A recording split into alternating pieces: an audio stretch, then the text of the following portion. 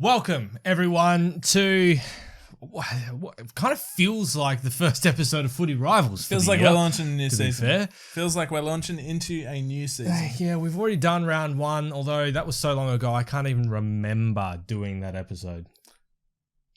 I don't remember what we talked about. I genuinely, I couldn't tell remember. you what happened in that episode. I've got no clue. But it's good to be back doing another episode. Very good. It's good to be back having footy. We've just watched Richmond and Collingwood tie it up at 5-6-36 apiece. I'm not sure I remember much about that game either. Not much caught the eye. That's just let's gone put it in that and way.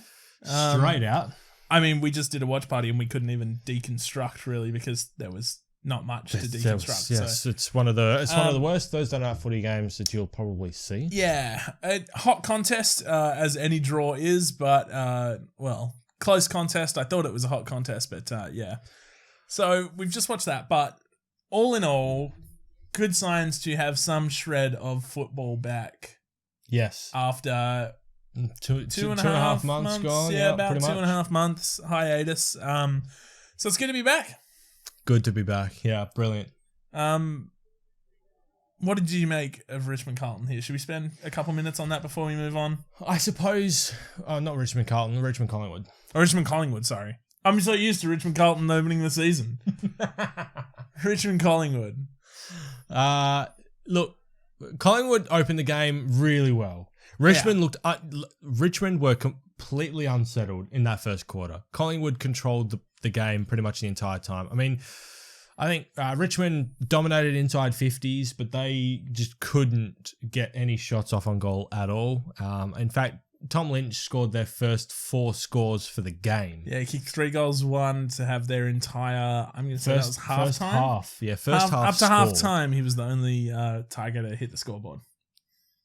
He was the only Tiger to even have shots on goal. Yeah. Well. He was. Yeah. So, you know, Collingwood controlled the ball, controlled the game early. They really controlled the game early, but after quarter time, it was pretty much all Richmond, but Richmond couldn't score.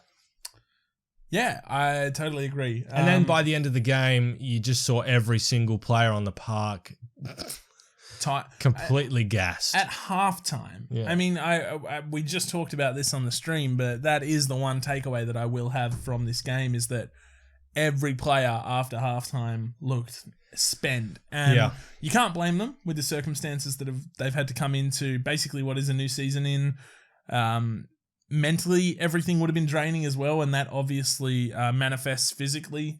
That's totally understandable, but it is going to create probably some games like this. So I will watch with interest for the rest of this round 2 to see which teams have adapted to the early opening rounds as well as anyone else has. Because I dare say that probably by about, if footy is still going, by round 5, I think the level of play will kind of come back to a normal standard of play that we've become accustomed to. I think so. But it'll take a few weeks to get there, I think. Yeah, I think players probably need a few weeks. You're probably right to acclimatise themselves again. Yeah, there's always going to be a bit of rust. Well, I mean, you could easily see that with Basher Hooley. Basher Hooley's probably got one of the best kicks in the game, and he couldn't hit the side of a barn Some of the door. kicks that he put forward tonight were just, he still had a relatively good game finding the football, don't get me wrong, but the disposal efficiency numbers, I haven't checked them, but probably don't match up to what he's used to. And a lot of players will go through that as we continue to move forward. I mean, this is probably a good segue for us to just look towards the next round, towards the news and that's been happening. But in terms of what we can learn off Richmond Collingwood, I think it's going to be that we're probably going to have to watch some scrappy footy for a couple of weeks. I'd say, at least. I mean, we're definitely going to see who the really professional teams are in this first opening round. Who has taken this kind of off period seriously? That certainly is something that I think will happen. There's been a lot of talk about how this entire circumstance could level the playing field. I actually think it's going to go the other way around. It's going to widen it, And I think the poor teams are going to face a lot of hurdles, whereas the professional teams, senior players are going to be able to overcome this easier than young players. It's just a fact. So I would expect a team like West Coast to be far and above better than a team, say like Fremantle, like their Western counterparts Fremantle, just because of how they're situated. I mean, not only is that Fremantle's facing a ton of hurdles, and there's a ton of reasons I expect them to be bad, but I just think that the senior heads on a team will steady. Chemistry will count for a lot. A team like West Coast has been together for a long time. So I would expect your elite teams, GWS, West Coast, even Collingwood and Richmond, even though they were scrappy tonight, will when they face poorer opposition, will put them to the sword. We have no marker for this game to go up against. This game could very well have been a clean game. 100%. Absolutely, it could have been. We don't know. It's scrappy compared to every other AFL game that we've become accustomed to over the last decade, right? Yeah. But that could be a clean game compared to, say, like a St Kilda versus Bulldogs, or and that's one we'll get this weekend. So we'll find that out. But you're right that this could absolutely have been one of the finer games that we're going to get to see, and that's a scary prospect to think about. It is scary in a way, but I liked the contest tonight and the ferocity. Even though players were gassed, I thought this was still an enjoyable game for me to watch. Even if the skills weren't so great. I'm not too concerned about the scores. Like, scoring for me in games isn't what I look for entertainment from. Yeah, like high scores doesn't mean high entertainment in footy. This is why I support Fremantle. Well, we'll just stick with that, shall we, Justin? Yeah, okay. But it's the story of the game that is what people connect to, the underdogs getting up, or the comeback story, or a team that completely demolishes and dominates a team. It's games that are just fraught with skill error, unforced skill error after skill error. Like, there are reasons to have skill errors under pressure. That's fine. Got no problem absolutely. with that. There's unforced skill errors that I hate, which we saw a lot of tonight. We did, although mostly in the Richmond's back end pressure, of the game. Mostly in the back end was of the elite. Game. Across 4 quarters, so I still thought that. Yeah. Collingwood's pressure faded in and out when they kind of wanted it to. But in saying significantly dropped off from the first. You could say a lot of the unforced skill errors were still forced by fatigue that you could visibly see. That's also very true. As opposed to fresh players just shanking kicks or making wrong decisions or so on and so forth. There was clearly fatigue in play there. So, I guess, should we get into some news that's been happening around the league? Yeah. I mean, what's happened over the last 2.5 months that I mean, I'm not gonna lie. Basically, since the end of round 1, I haven't picked up my phone to look at the AFL app again. I feel like you're not alone. It's been a big tune out. The past week is the only time I've been trying to catch up. 50% of a normal football vibe in my life, because the past week we've at least had some daily news where it's been not news necessarily about what is the season going to look like, what is what is COVID going to do to the AFL or anything like that. We've actually heard genuine news about player selection, injury, team form, training reports and things like that have all started to come out in the past, I'd say, 7 days. Yeah. So that has been quite exciting. I mean, some of that news has been, there still is a lot of news based around, the bigger picture. What is the season going to look like? How's it going to go? And everything like that. But there has been news available to tune into that you would have seen in a regular everyday footy season, which has been nice. I mean, I suppose one of the big things to come out specifically today is, there have been potentially two COVID-19 breaches, we're calling them. Yeah. One's an Essendon player. That would be Brandon Zerk-Thatcher. Thank you. It's not a name that I was going to be I think they nicknamed him. It's not, doesn't have any ring to it, but okay. And he's been confirmed to be suspended for 1 match. Yes. The other one is Ollie Wines, who is currently under investigation. Now, the story behind that is that he had a TV interview with Channel 7, I believe, who interviewed him at the front of his house. But the AFL have issued a ban, effectively, to prevent people from inviting anyone outside of their families or outside of anyone that lives within the home to come to their home. Now, the argument for Ollie Wines is that no one actually entered the home. No one came inside. It was all just out the front yard and everything. But the fact is that they were still invited to the home. Yeah. They were there to do it. I mean, if you want to be seen to take this seriously, I'm on the fence as to whether, like, common sense would kind of dictate to me there were no rules broken with regards to social distancing. Everything was taken care of. Everything was looked after with regards to that. But it was a breach of what the AFL implemented as rules as to whether, I mean, the AFL have been consistently weak on their own rules in the past before. Are they going to be the same on this, considering its social impact of COVID-19?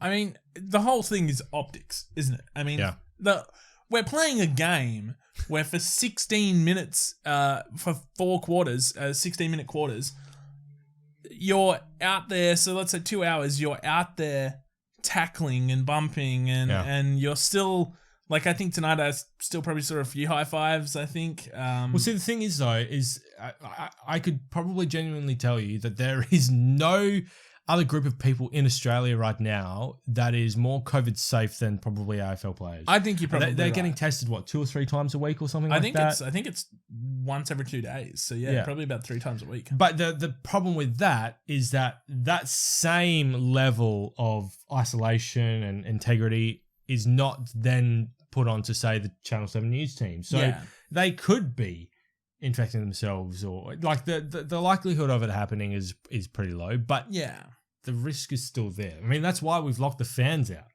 Absolutely. And that's where it just comes back to optics, because like I said, you're playing this game, you're bumping into everyone, you've got every chance of catching it, but it's about putting the right message forward for the AFL. They don't want to be seen to be lax on this in any sense of it. So they want their game to go ahead, but they need every other single precaution they can take to be taken, which is why they're going to be so strict on this, which is why Ollie Wines is going to be investigated.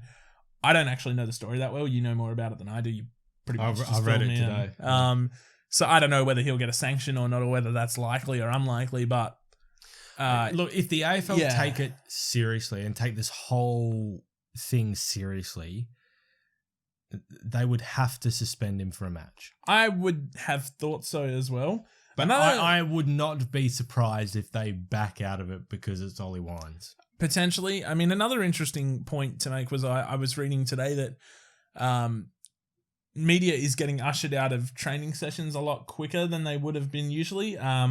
I know Channel 7 wasn't allowed to stick around and see Fremantle's, I don't think they had a match sim, but I think they were doing one-on-one drills or some sort of man-on-man drill. The serious stuff at training. And, they were ushered out before they had a chance to see that and, witness that and report on that because it was a COVID-19 measure. So, I mean, the AFL is trying to control as much as they can with the media, but it's going to be hard. I mean, they don't own Channel 7. They can't tell the journos where to go and where not to go. So it's going to be difficult for them moving forward. What other news do we have today? Or this week? Not specifically today. Well, I saw sort of this week. So we all know that, West Australian teams are currently in the Gold Coast for their hub. Yep. After this weekend, the South Australian teams will then also go to the Gold Coast for a hub until round 5. At this stage, until round 5, that could be extended potentially, depending on, the border controls and everything like that. But there was something that was thrown up this week, and that was actually bringing hubs to West Australia and South Australia after round 5. So there would be, I think it was thrown up as a 3-week period where Melbourne teams or whatever teams come to WA and South Australia for a period of about 3 or 4 weeks and basically level the playing field. But for the first 2 weeks, the Victorian teams would be self-isolating, and they're only allowed to play each other. They can't play the West Australian teams until that 2-week period is up. Yeah, and then they play the West Australian team. So I mean, it could be a 5-week hub. It absolutely could be. That would be the only way that it would work if you were to bring, say, 2 or 3 teams over to WA for that to work, and South Australia. And then we go from there. So we're going to get round 6 and round 7 fixtures during or after round 3. Yep. And we'll have a bit more of an idea as to what's happening, I suppose, next week. Yeah, absolutely. I mean, it's quite remarkable that Victorian teams were even given the okay to play footy while they're quarantining in Western Australia. Yeah. So for a long time, we thought that wouldn't be the case. Hence why Fremantle and West Coast may be staying a lot longer in their Queensland hub. But the talk is they're going to be quarantined in Burswood, at the Burswood Hotel, which is basically right next to where Optus Stadium is. Yeah, absolutely. So it's all very tightly connected, controlled. It's very much its own bubble. But yeah, no, it'd be interesting. I mean, I would be very interested to see how that plays out for WA teams. I mean, like I said, my hopes aren't high for Fremantle already, but West Coast is a team that could make serious advantage of playing all those games at Optus Stadium. Potentially in a row without having to travel. Yeah. Comfort of being back in their own home. This is just this year is just throwing up so many spanners in the woodworks. We just have no idea what's going to be happening. I mean, even for teams that do travel on a week-to-week basis, even though say West Coast, Freo, and as of next week, Adelaide and South and Port Adelaide, they're not at home. They're not traveling every week. Yeah, of course. So they might be in unfamiliar habitats and everything. There'll be no fatigue of having to have actually hopped on an airplane for X amount of hours. How are these teams going to go without that travel aspect? Because I've always said that, the teams have to travel week in and week out. So that's every single interstate team effectively. Yeah. They to win a premiership, they effectively have to be 10% better than the rest of the competition. Yeah, I think that's a fair estimate of what they have to be. Yeah, given that they have to clock up. This year might just equalize that a bit. It could do, and I don't know why I would sort of lean towards this, but it's almost why I think good teams will strive even more. Like West Coast, for example, now have the luxury of just not getting on a plane. Yeah. Like just that in itself is kind of the exhausting part of the travel. It's not having to play on someone else's grass. It's literally hopping on a plane and being on there for 3.5, 4 hours. That's why Vic teams struggle so much, because they don't have the experience of a week in, week out. Like most Vic teams don't win interstate. Exactly. Right. I mean, it's just a fact of it. And I mean, it's why West Australian teams thrive so much on Optus Stadium, because they're just, the advantage way outweighs what the advantage for a Victorian team is when Western Australian teams go there now. Yes. And there's still a discrepancy there. It's still hard for WA teams to go and win in Victoria. It's not easy by any means. Especially when you've got a Victorian team that might be in Victoria for 7 weeks in a row. Yeah, like absolutely. Richmond. Absolutely. But I do think that, there's benefits to be had from the hub for these teams. Yeah. It's not something they want to do, but there is benefits there. Yeah, definitely. Definitely benefits there. I think the benefits outweigh the negatives as well. Yeah, so do I, actually. I definitely think that. I mean, mentally, it's going to be draining. You've got to be away from your family. Yeah, and it's not going to be great. Yeah. It's going to be difficult for them. But I think from a stock standard footy standpoint, there is definitely a brighter side for them to look on. Yeah. And when they get home, I mean, there's some even brighter side. So I'm pretty sure the players were allowed to bring their families with them. They were. I think only 3 West Coast players took their families. Like one was Tim Kelly. I can't remember who the others were. Tim Kelly. That was the reason he went home in the first place. Absolutely. One was Tim Kelly. I don't think any Fremantle players took their families with them. So, probably just too hard to uproot their lives. And I mean, outside of the hubs and all of that, I mean, we did have some news come through this week. Some very I'm going to say it's good news, even though I'm a Freo fan and I'm upset about a shade of it selfishly, is that Harley Bennell's going to be playing football. Right, yes. He's back. Melbourne have selected him. They made it quite clear earlier in the week. I was taken aback when Simon Goodwin came out and made the strong pledge he did to play Harley Bennell before he was actually given a green light fitness-wise. Yep.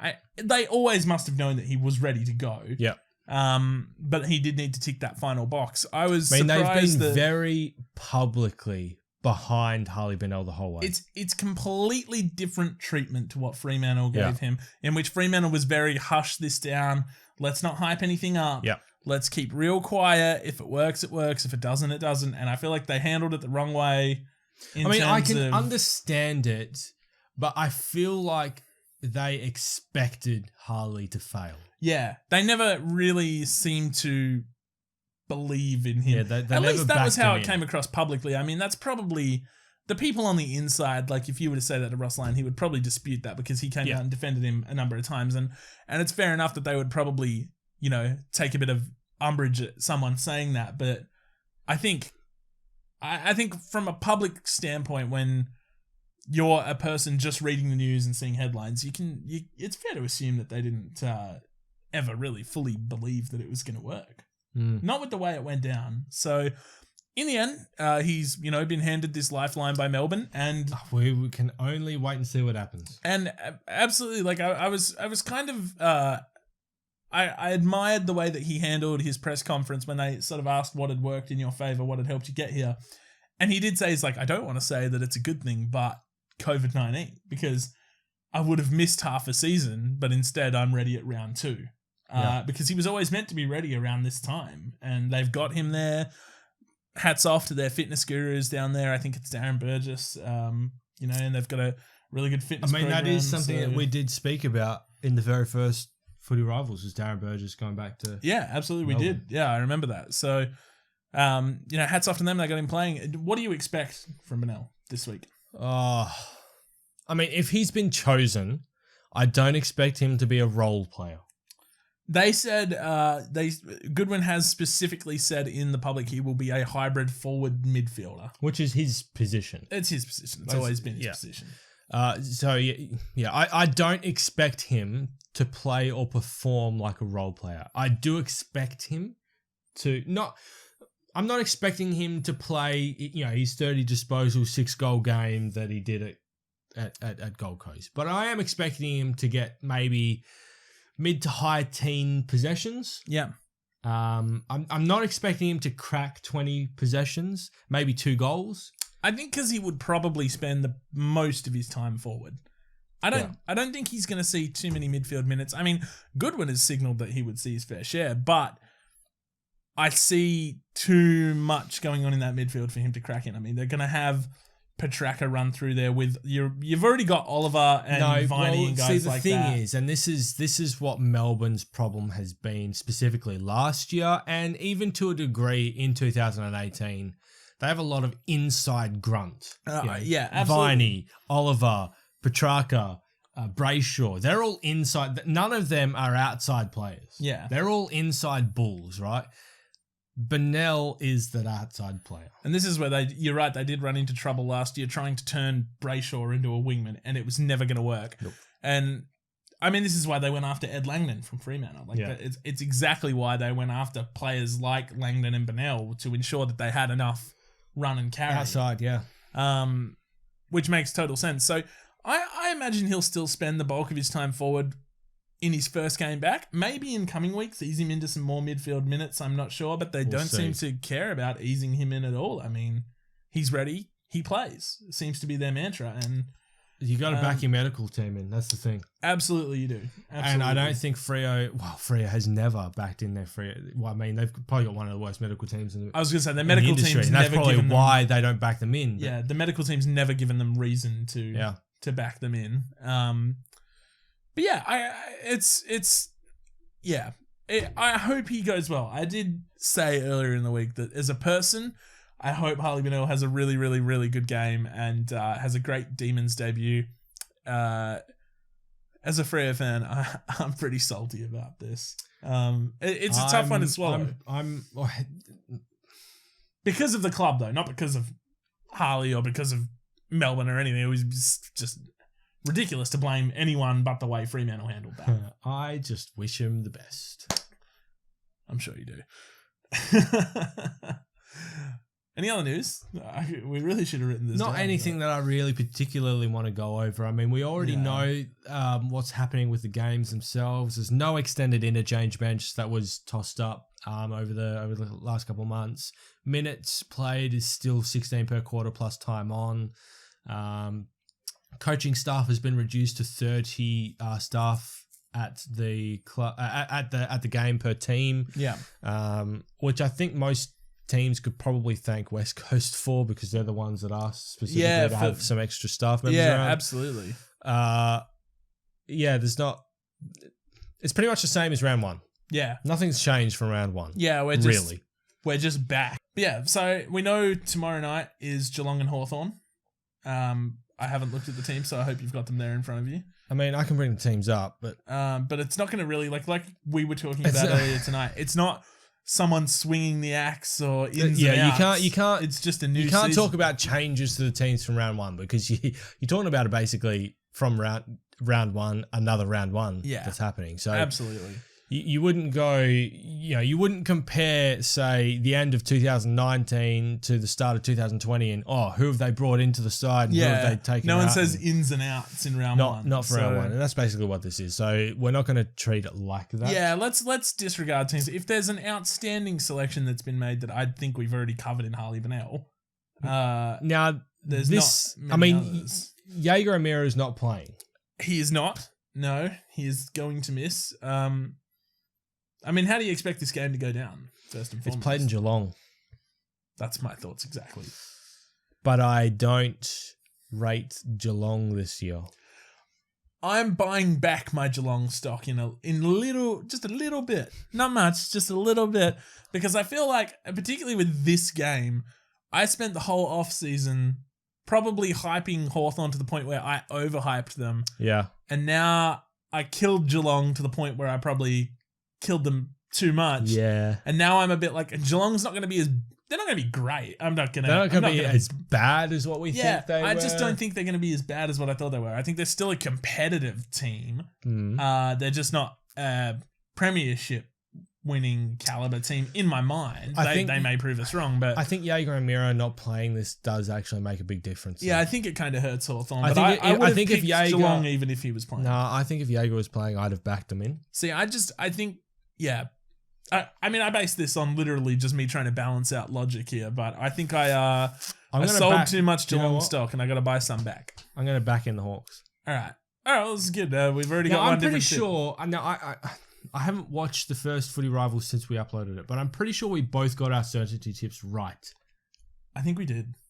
I think unless I picked Fremantle as my certainty, but I'm pretty sure I'm gonna have to have a look at that though, because if not, we do owe a punishment. No, for that. I picked some really easy certainty. You did, yes. You flaked out, and I think it came through. You straight on flaked out on that. Yeah, that's good. I'm backing in the Hawks for this one. Is that going to be your certainty? No. Okay. Hands down, no. I am backing in the Cats, and absolutely it is not my certainty. So shall we move on? Next game on Saturdays, the Brisbane Lions take on the Dockers up at the G. The G ABBA. Yeah, the GABA. Acronym G. Yeah. This is not going to go well for Fremantle. I don't think so. I don't think anything's really going to go well for Fremantle this year. Look, as a Fremantle fan, I don't need to see a ton of wins this year. Because I'd have liked Hogan to be playing this game though. Absolutely. I mean, their selection really frustrated me. He makes a difference in that team. I would have loved to say, absolutely. If you actually go back and track last year, they were able to stomach injuries to Rory Lobb, Alex Pearce, and Matt Taberner all at the same time. And when Hogan went down, it was like the straw that broke the camel's back. I mean, it was too much. Hogan copped a lot of flack last year, but he was the structure. Vital to their structure. And they were a far, far superior team when he was playing. But regardless of Hogan, I just think there's too much stacked against Freo. So as a fan, I don't need them to put a ton of wins on the board this year. But this is why I'm deflated heading into this game, is their selection to bring in Mundy, Wilson, Matera. Now, Matera, I'm not a fan of, but Mundy and Wilson, I understand why. Bring them back. Why not? Mundy is Mundy and Wilson is a good player. So no qualms with that. I just thought in this season where, let's be honest, Freo should not want to win the grand final anyway, because if they do, their only grand final win is going to be in this ridiculous season. I mean, I understand what you're saying. Effectively, what you're saying is, play the kids. I just want all the kids in. I just want to play them all. I think in any season, particularly this season, where anything could happen this year, right? I would wait until the first 3 or 4 rounds are done. That's fair. Because you don't know how the rest of the competition is doing compared to you, and you could bank some early wins to put yourself in a position to go. And you've only got to win X amount of games now, like a You small just don't amount of know. games now to make finals. Particularly early on in the year, I think you go unless your plan is to genuinely just play kids, as opposed to finding the right team chemistry, which is, I think, Fremantle are now at the stage where they should be looking at what is their best team chemistry going forward. What's their best team sort of looking like? They're still the second youngest list on average age, only to the Gold Coast, who are far and above the youngest.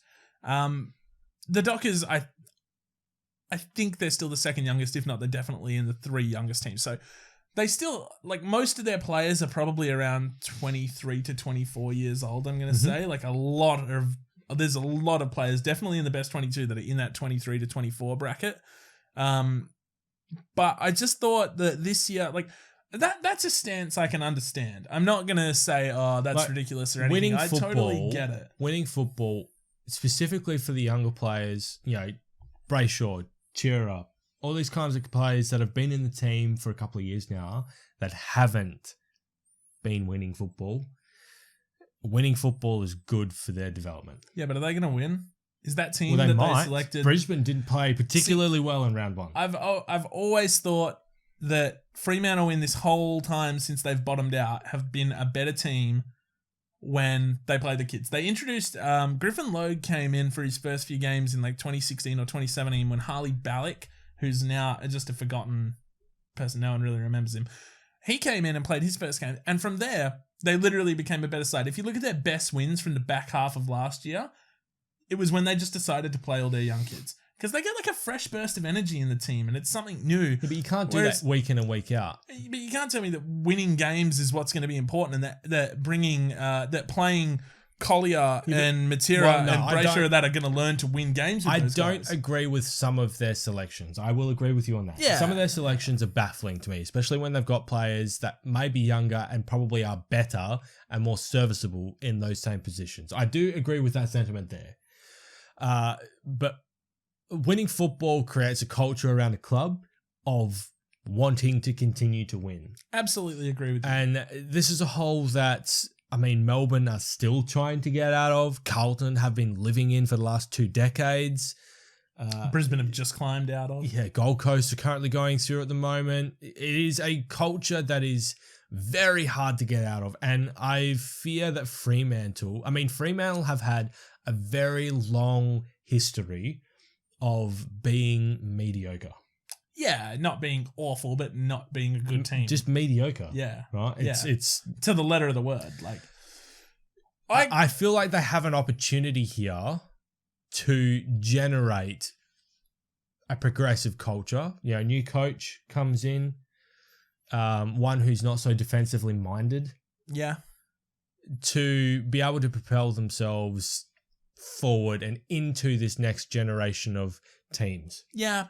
And I get where you're coming from. I'm not dismissing your theory at all. I understand putting wins on the board becomes important. I just think that side's just not going to win. I just don't. Well, I've watched it for years now and just seen, I know what those players are. I know what they give me. Like, if I'm Fremantle, I'm just looking at that as a chance to be like, well, I'm just going to play the guy that I don't know what he is. Like, the high ceiling. Just give me the high ceiling. Yeah. So, anyways, we've rambled on this too long. We have, yeah. Brisbane. Brisbane for me. Let's move on. Next game is Carlton versus Melbourne. Now, this looks to be an interesting game, I think. Yeah, I think more so than people are giving it credit for. Yeah. I do think Carlton are a better team than what they showed in round one. We say this about Carlton every year. All the time. But I do think that they are a better team than what they were in round one. The second half of round one was pretty good. Well, it was. It's particularly the third quarter, I think. Yeah.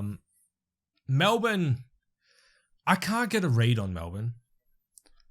They were good in 2018, mostly. I think they took a lot of teams by surprise and they just won by sheer numbers of clearances and inside 50s. They tried to do the same thing in 2019. It did not work at all. To me, I think they failed against West Coast in round one. Yeah. Quite convincingly.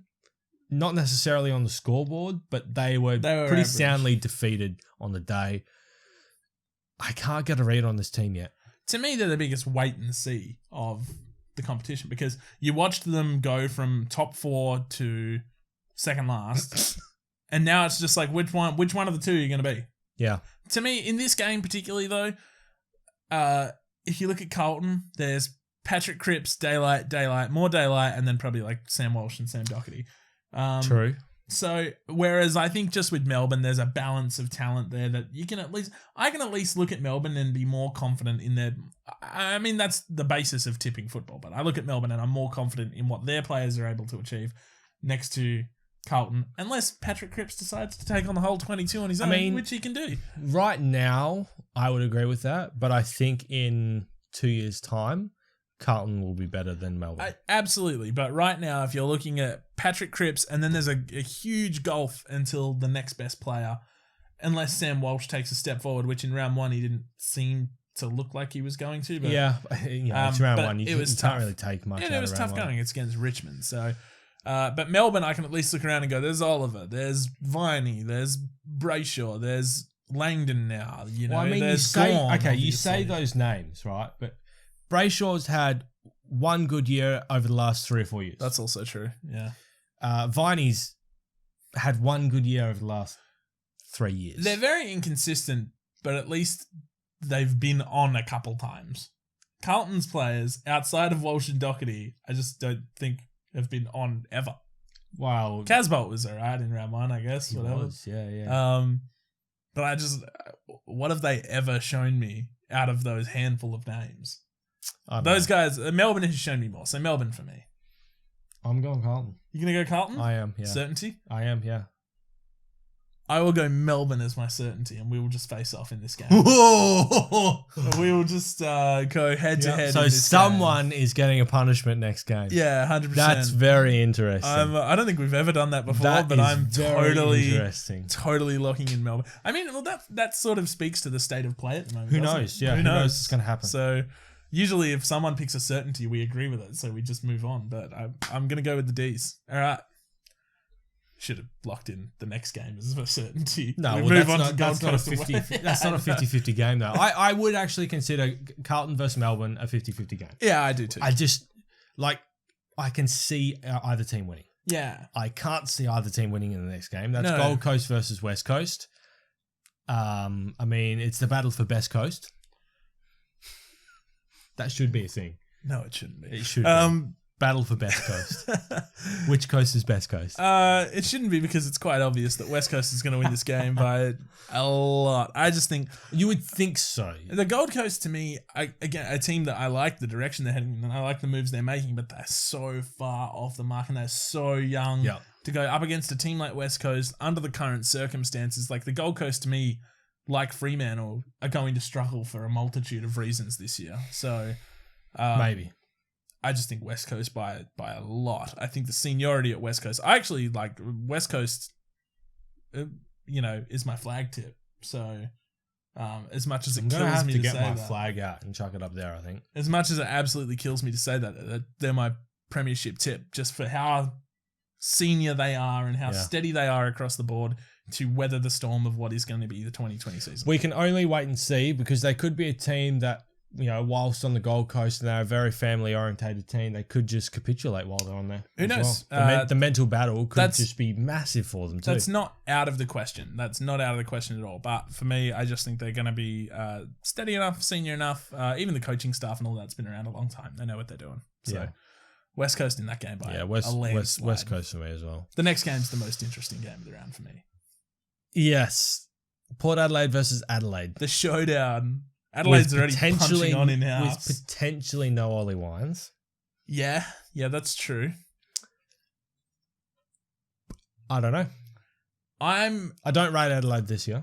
Neither do I, but I mean, there's nothing to me to say that on their day they could beat Port Adelaide. I potentially rate Port Adelaide. Yeah. But over the last 5 years, which Adelaide is going to rock up to the game, you have absolutely no idea. And I've potentially rated Port Adelaide for 2 to 3 years now, and they've done nothing. So, so who does nothing more? I'm going to tip Adelaide in this game. I know that Port will be favoured. Port seems like the better team on paper to me. I just think Adelaide, if they rock up on their day, can do them in. I just think there's still enough in Adelaide to do them in. Even as I say it, I'm not convincing myself, but I'm just going to back him in. I am very convinced Port Adelaide win this. For our good friend Joel's sake, I will back in the Crows, but... I mean, he's not going to be happy with that tip because you're going to get it wrong. Well, he's the most pessimistic football fan I've ever seen in my life. So I know, I love it. It's great. But no, I think the Crows just on their day, I think can get this done. I still don't hate their midfield if their midfield's too one-dimensional for me. Yeah, you're probably right. If their midfielder's beaten, they're all kind of the same players. They're all kind of the same players, but I mean, so is Port Adelaide's, isn't it? I mean, they're always worried about not having enough speed. If Connor Rosie plays more in the midfield, which is, I will respect them a lot more. But can only wait and see. Who knows? Crows for me. Port for me. Okay, we differ again. And they're going to be wearing the prison bars. The prison bars, much to Eddie's dismay. Stuff Eddie. Yeah, I know. Yeah. You can't tell another club what jersey they Stop. He has to be. This has to be the only This has to be the only competition in the world that has such controversy surrounding jerseys. Gotta be. No one else cares. No. Anyways, Crows for me. So that moves us on to GWS versus North Melbourne on Sunday. What are your thoughts on this? Because I think there's a case to be made that it's a dead rubber, and there's a case to be made that North's going to have a lot of competitive losses this year. Tell me. I think that North will have a lot of competitive losses this year. Yeah, me too. Yeah. I don't actually hate them as a team. Like, I think they're still tough. I think they've always been gritty and gutsy, and they always find a way to compete. Spirit, isn't it? Yeah, they always find a way to compete. So I think that GWS wins. That's my tip, but I don't think it's going to be by much. Callan Ward comes back into the team. He does. I'm from excited ACL. about that. Yeah, I'm ecstatic about that actually. That's literally one of the players that I like. Because guess who Callan Ward offsets as a loss? Kind of. Toronto. Yeah. So the thing about Callan Ward too, like the thing about GWS is that they have so many superstars, but for me, just solely as a football fan, there's probably a handful that I tune in to watch, and I'd say that it is. It's not like, I mean, I know they're great players. I'm not saying they're not great players, but for me personally, I don't really like tune in to absolutely watch Whitfield or Josh Kelly. I tune in to watch Cornelio, Jeremy Cameron, Toby Green, and I love Callan Ward. Yeah. Like, I know he hasn't played for a long time, and this may be a different Callan Ward now that he's a bit older. And who knows? But at the time when he was playing, I mean, he was who I wanted to watch. Great player. He dragged that club to success. Yeah. Absolutely. It was a pivotal part. He was a one-man show dragging that club to success, to finals, I should say. Not success per se, because they haven't truly seen success yet. Yeah. But he's dragged that club to finals. Absolutely. And out of what Gold Coast would have become. Yeah. And that's not to say anything about the other leaders in I'm forgetting players' names because it's just been so long. Whether it's Phil Davis. Phil Davis. Yeah. He is the spiritual leader of that club. Yeah, absolutely. Like, inside and out. Have total respect for Callan Ward. So GWS will win and celebrate his return with victory for mine. Yeah, I agree. All right. Next game is the Battle of Joe Danaher. Yes. Who's not playing. It's also a bit deflating that Lance Franklin won't be playing in this game. And he's probably not going to keep the 1,000 this year because of it. No. It'll be next year. Yes, it will be. If he's still in the park. Yeah. So that actually... He's still got another 2 years on his contract. Yeah. The contract was a bazillion years long. Of course he does. That's something to think about. And I do think that Buddy Franklin is enough of a competitive beast that he will stick out his contract. Yeah, I think so. I think he'll stick it out just because of the fact that no one thought he would when he signed it. Yeah. Everyone was like, what do you mean? It's a pride thing, really. Then, isn't it? I think it's a I did this. And, we are talking about Sydney versus Essendon, by the way. Yeah. Anyways, the main story is that Buddy's not going to be there. But this game could go either way. Sydney had a good win in round one when they came back against Adelaide. Yes. Obviously, we're throwing most of what happened in round one out the window. Yes. Essendon struggled late, nearly got overrun by Fremantle. I don't know. I don't know who's going to win this game. I'm going to go with the Swans, who are going to turn around the woes that they have at home. I think they'll win at home.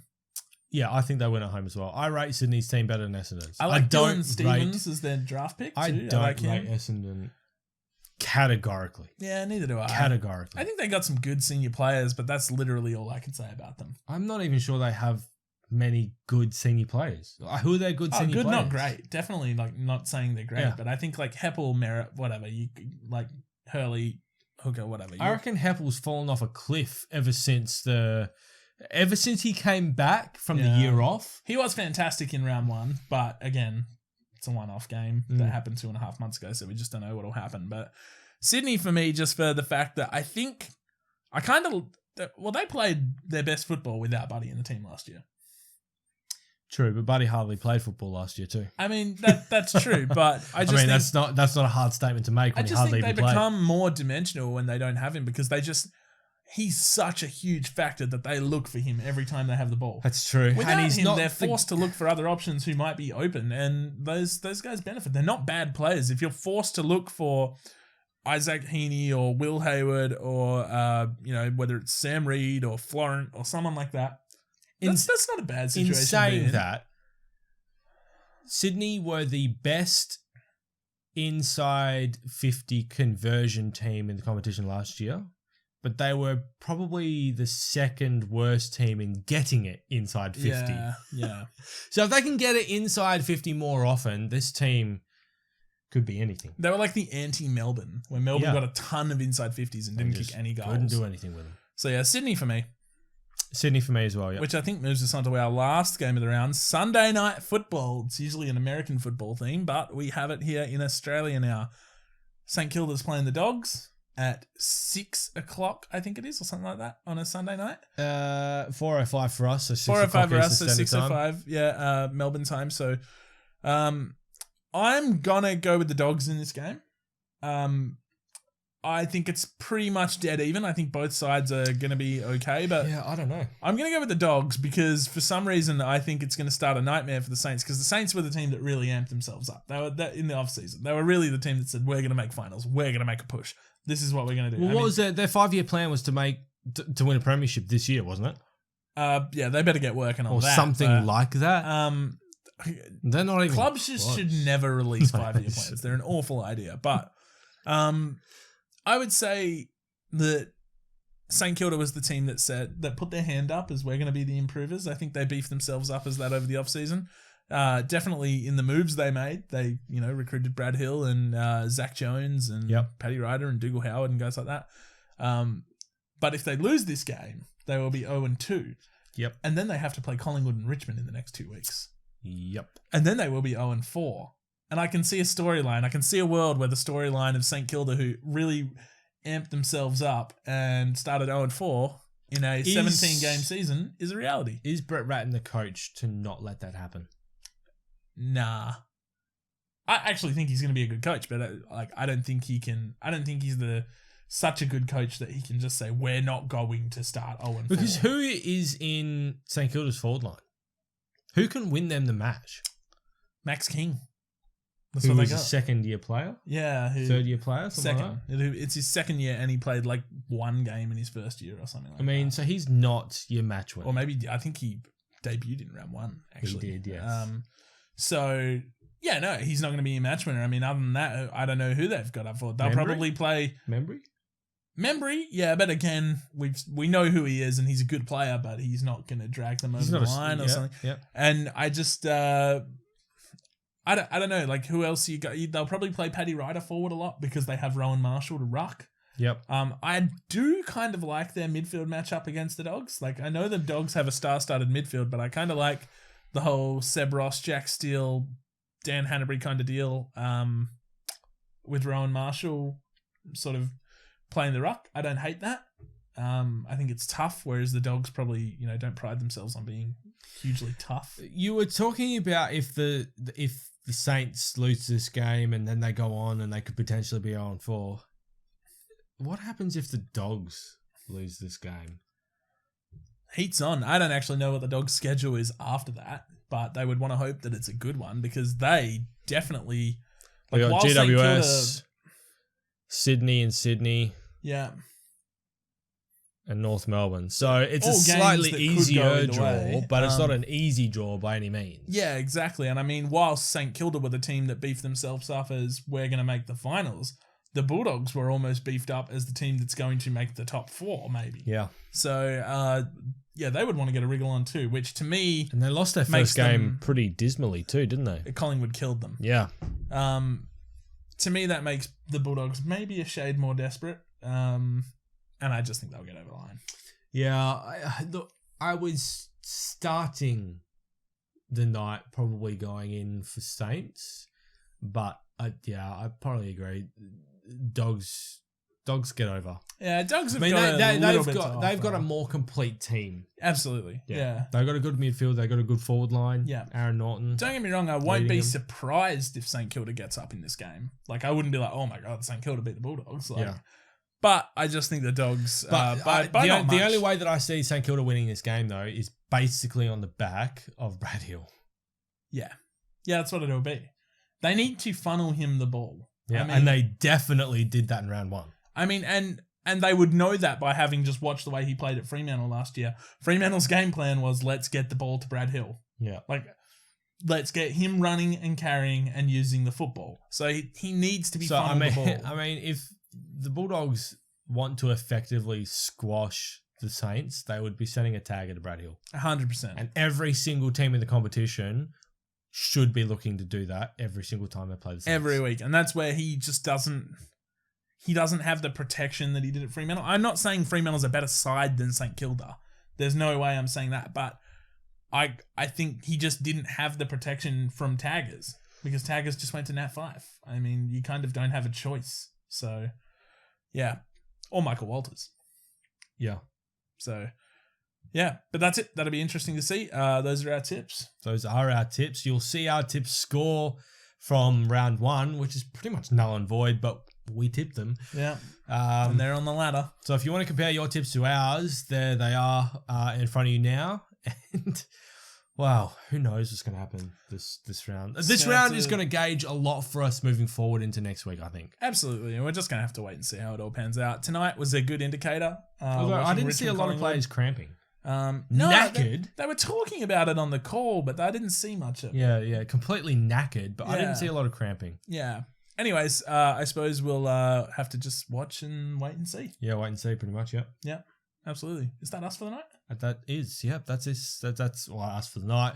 Us for the morning tomorrow. Yeah, I guess you guys get to see this. So thank you very much for watching. We do appreciate you coming in and listening to us talk about footy. What are your thoughts about the round coming ahead? What are your tips as well? What are your tips compared to ours after round 1? Probably better than mine. I think I had a dismal round in round 1. I don't know. I have to go back and look at it and have a look and see how we did. Yeah. But anyways, that's us, I think. Yep. Thank you very much for coming in and having a look. If you did like it, you want to see more, make sure you subscribe. We do the watch parties pretty much every week. I hope Thursday night footy is a permanent thing. I think it's going to be a regular fixture moving forward for the AFL. I think that's what's been signalled. So yeah, you'll be able to watch us watching footy a lot of Thursday nights. Who doesn't want that? Who doesn't want that? Excellent. All right. Well, no worries. Thank you very much for coming in, and we'll see you next time. Thanks, guys. Bye.